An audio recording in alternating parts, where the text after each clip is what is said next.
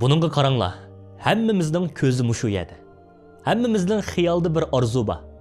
Bir kuni mushu yerda o'ltirma, bir buyruq qilma. Minglagan odam mening og'zimdan chiqqan shu gapga qaraydi. Biz rahbarlikni to'r deb tushunib oldik yoki to'r talashish deb tushunib oldik. Kim to'rga chiqsa, shu boshliq, shu cho'ng deb o'ylaymiz. Ammo sizga bir savol. Bir binoning eng muhim qismi qaya? O'gisidagi lapildab turayotgan chiroyli bayroqmi? Yoki yerning ostidagi qorong'uda qolgan, kishilar uning ustidan dassab o'tib ketadigan, ko'zga ko'rinmaydigan ulumi? Agar siz bayroq bo'lishni tanlasangiz, shamol sizni yirtib yetishi mumkin. Bugun ba, at cho'qim yo'q bo'lasiz. Ammo siz ul bo'lishni tanlasangiz, siz butun binoni, ya'ni butun davlatni mo'ringizda, yelkangizda ko'tarib tursiz. Bugungi yoshlarda bir virus bor. Uning ismi General Without Army. Askarsiz general. Hamma odamning general bo'lg'isi bor. Ammo o'qib qo'laydigan, su to'shiydigan, orqa sapda ishlaydigan odam yo'q. Bir tashkilotda 10 odam bo'lsa, 9'i rais bo'lishni talashadi. Men sizga ochiq bir haqiqatni aytay. Agar siz kichik ishlarni qilishga o'zingizni bek cho'ng deb chaqlasangiz, cho'ng ishlarni qilishga bek kichiklik qilasiz. Bugun biz haqiqiy rahbarlikning maktabi bo'lgan xizmat haqida so'zlashamiz.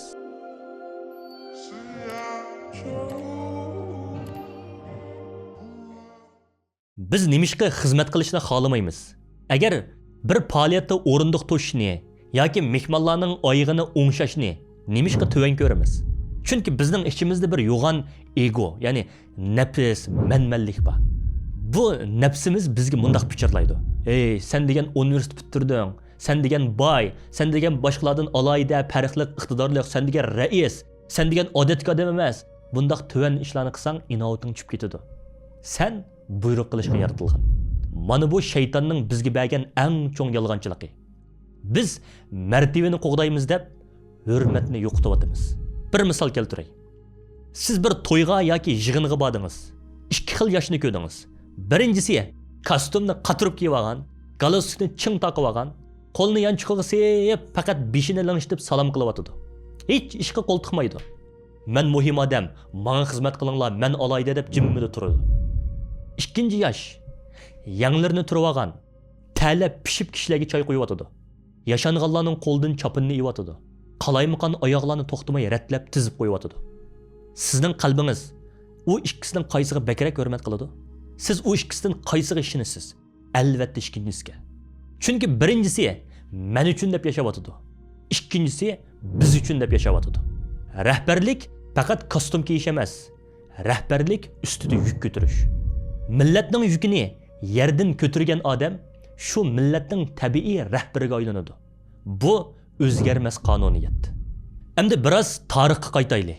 Xandak jang'i Madinani 10 ming kishilik dushman qo'shini qo'rishib oldi. Musulmonlar shahar atrofiga yo'g'on xandak, ya'ni okop ozganlarni qo'lashga majbur bo'ldi. Hamma odam och, havo nayt sovuq, tashlar bekli qatliq. Payg'ambarimiz vaqtda qayaditi. Egiz bir chidirda, yumshoq ko'pida o'tirib, tez qo'langlar, vurulliq qilmanglar deb qo'mondonlik qildimi? Yo'q. Sahobalar u vaqtni mundaq rivoyat qiladi. Biz to'pchonga milinib ketgan bir kishini ko'rdik. Uning qo'sqi ichib ketganlikdan qo'sqiga 2 tal tosh tengib olgan edi. U qo'lida katman bilan eng qattiq toshlarni chiqayotdi. U Allohning rasuli edi. O'ylab beqing. Koinotning sarvari, davlatning raisi, Allohning elchisi oddiy askarlar bilan tang to'p to'shyotdi. Nimishqa? Chunki u zot bir haqiqatni biladi. Sayyidul qavm xodimuhum. Bir qavmning haqiqiy raisi ularning xizmatkoridir. Bu hadis faqat axloqiy bir nasihat emas. Bu boshqarish prinsipi. Agar siz qo'l ostingizdagilar bilan birga ter to'kmasangiz, ularning dardini, qiyinchiligini bilmasangiz, ular sizga hargiz jon pidolik bilan ergashmaydi. Ular sizdan qo'rqishi mumkin, ammo aslo sizni so'ymaydi, hurmatlamaydi. So'ygusiz rahbarlik diktatorlikdir. U hargiz uzunga davomlashmaydi. Yoshlar, siz vatanni qutqizaman deysiz. Ammo masjiddagi maynat hojatxonani tozalashning gepi chiqqan vaqtda burningizni ching tutib olasiz. Xandak qo'lash hojatxona tozalashdan betar jafolik va maynat ishdi. Agar sizda shu tuvan ishni qiladigan jasorat bo'lmasa, sizda hargizmi yuqoriga chiqadigan salohiyat yo'q. Zamonaviy savdo boshqarish ilmida MBA, ya'ni ta'tir piramid, ta'tir ihrom deydigan bir nazariya bor. Burungi koni qarashda boshliq eng ustida, xizmatchi eng ostida bo'ladi. Xizmatchilar boshliqni ko'tarib turadi. Lekin bugungi yangi qarashda rahbar eng ostida bo'ladi. Rahbarning vazifasi ustidagilarni, ya'ni xalqni, kollektivni yo'lash, ularga yordam qilish, ularning yo'lidagi to'salg'ularni ilib etish. Siz haqiqiy izbosar bo'lishni xohlamsiz? Undaqda bugundan boshlab ko'zingizga xizmat ko'z aynigini taqing. Bu ko'z aynak bilan har qanday yerga, uyga, masjidga, yig'ilishga kirganda o'zingizdan muni savolni so'rang. Bu yerda nima kam? Men nimani tuzalayman? Kirish eg'izida oyoqlar qalaymiqanmi? Untinsiz berib ratlab qo'ying. Yerda axlat turamdi, yugurib berib ilib eting. Bir qarindishingiz yuk ko'tarolmay qiynalyapamdi, darhol berib uning qo'ldan iling. Bu ishlarni qilayotganda hech kimdan rahmat kutmang. Hech kimga men mundaq qildim deb maqtanmang. Bu sizning rahbarlik mashqingiz bo'lsin. Dunyodagi eng chong shirkatlar, masalan Toyota, Amazon, bularning muvaffaqiyat siri shuki, ularning boshliqlari doim zavod sexlariga tushib, ishchilar bilan birga ishlaydi. Chunki ular shuni yaxshi biladi.